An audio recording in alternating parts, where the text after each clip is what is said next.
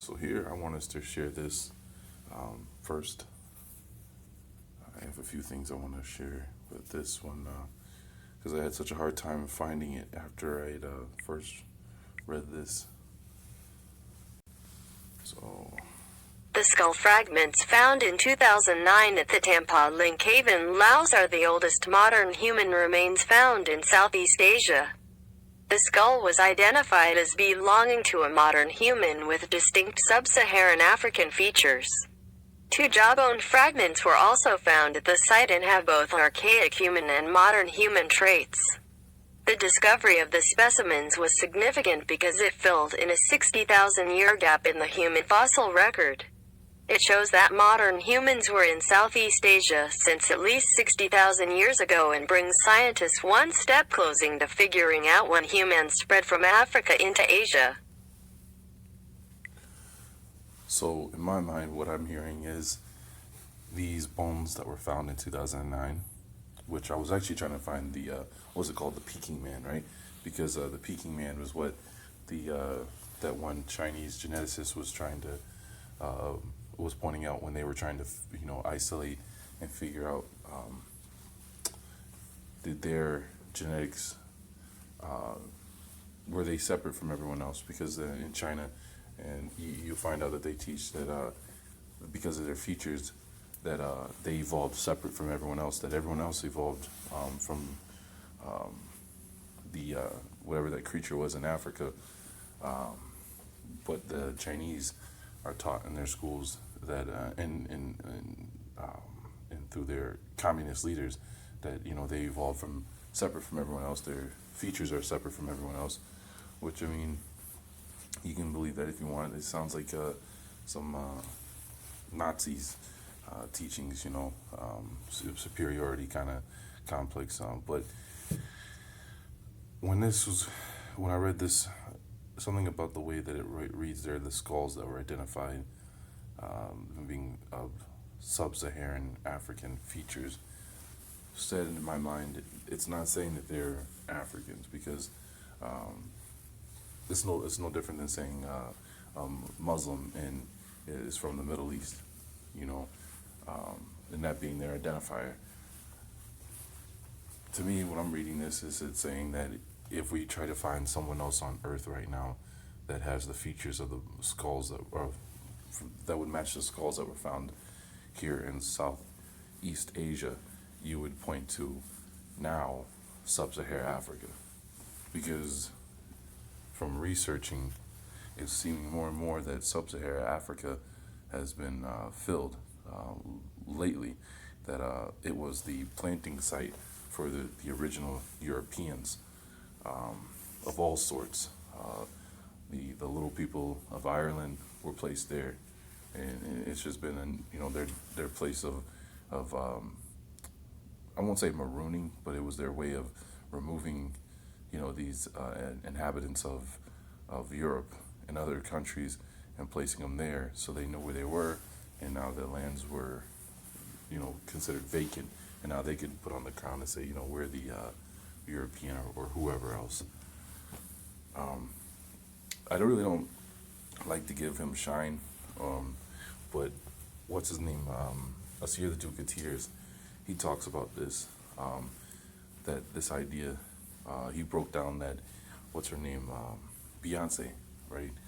It was in a video. He explains that Christianity is Ethiopian. That they seem to be the one peoples that were never affected by the conquering and relabeling and the theft of their heritage. Heritage. Not that there wasn't an attempt, but they were able to. They were the ones that were able to fight it off, I guess, better than anyone else, and they seen it coming. But he teaches that Beyonce is Ethiopian on her mother's side, and she's a queen. She holds a title that we don't comprehend through this, and that the Italians are the original Ethiopians, and so on and so forth. And he explains, when he starts talking about, was it Trace Munda and other African leaders, how they always have banks in Switzerland and in other European countries, because what they're doing is when they tax their own people, they're taking that and they're putting it back into their these bank accounts, putting it back into their estate back in Europe, in hopes that someday that they can establish and take back their European countries. It was a conversation I had with Arthur Scott Jr. once. We were just talking about random stuff, and he brought up the movie Idi Amin and the Last King of Scotland, and he's like, what's with that title? That's a strange title to give to him, and he had seen the movie, and he was explaining the movie to me, and from the way he was explaining, this really had nothing to do with Scotland at all, but it still told you right there he was the last king of Scotland. And then to confirm that, I'm listening, like I said, to what's his name there, Sir the Duke of Tears, and he brings that up, and he uses that in another way of explaining what he was going about when he was talking about the African leaders, how they have to be strong-armed and held on a leash by the European powers to keep in place, that they always put a European woman on their arm instead of a woman from their own tribe, and then they send their children to these schools over there. They have these bank accounts in Europe, and how he sees that it's just them trying to make sure that they can get back into their estates over there and their thrones someday. So I wanted to share that, and I have something else I wanted to share. Just bear with me for a moment. First, I have to say fair use. I'm only using this when I'm going to show to teach. I'm not using this to gain any kind of money. I don't make any kind of income or money off these videos. So those that want to flag it, this is what I'm about to show. Stop, because I'm not doing this for any other reasons, for financial gains. This is just to share with people, because this is stuff that's treasured to me, and I feel that it might be treasured to other people. So here it is. Finally found it.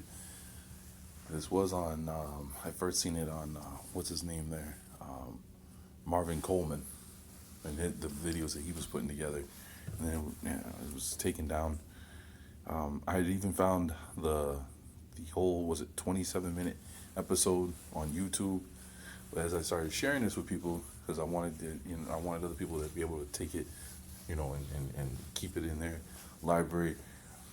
Next thing you know, it was taken down from YouTube by, was it CBS? Because I believe that they have the rights to it. So I'm like, it's been up there how long? And all of a sudden, that's one of the episodes you decide to take down. Because people are saying, hey, I can't see it. It's not there. It's not there. I'm like, what? I just watched this. I just shared this. Now it's gone. So I mean, it's intentional. It's intentional that this comes down. That's how I look at it. But here you have it. Just bear with me for a moment. I'm gonna see if I can get some audio to this. I have one argument to that. Gina.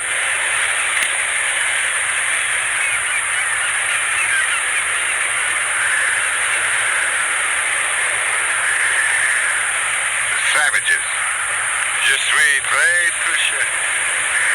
You recognize the stone.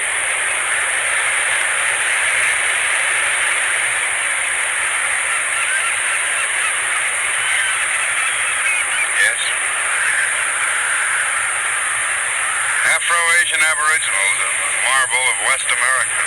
It's taken me a whole year to trace them to a thief who stole them from a strange man who he said lived south of here. So, you see, Spencer does work again. Yes. So I'll leave the link to this in the description box. I feel happy because it just confirms.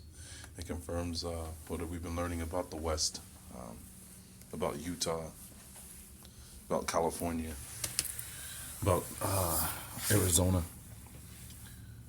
and just the bits I can dig up about New Mexico, because I've been learning about the Aztec ruins near the Four Corners. So, and then I've been learning about the old churches in New Mexico, because if you can correct me if I'm wrong, if you know of an older church. But it seems that for some reason New Mexico has the oldest churches in this portion of the Americas. So yeah, found two things that I've been trying to find for quite some time again. So there we go.